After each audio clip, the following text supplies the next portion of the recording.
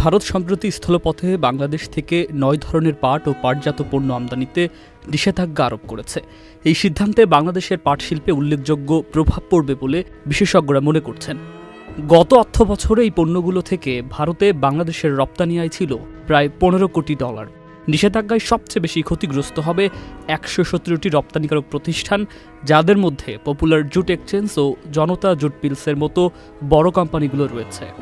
LME certified বিশ্বসেরা কপারে তৈরি Walton cables, যা আপনার স্থাপনাকে রাখবে সব সময় নিরাপদ।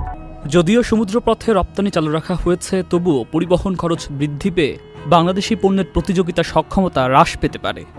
বাংলাদেশ জুট স্পিনার্স অ্যাসোসিয়েশন এই ইস্যুতে জরুরি বৈঠক ডেকেছে এবং সরকারের কাছে কূটনৈতিক উদ্যোগের অনুরোধ জানাবে।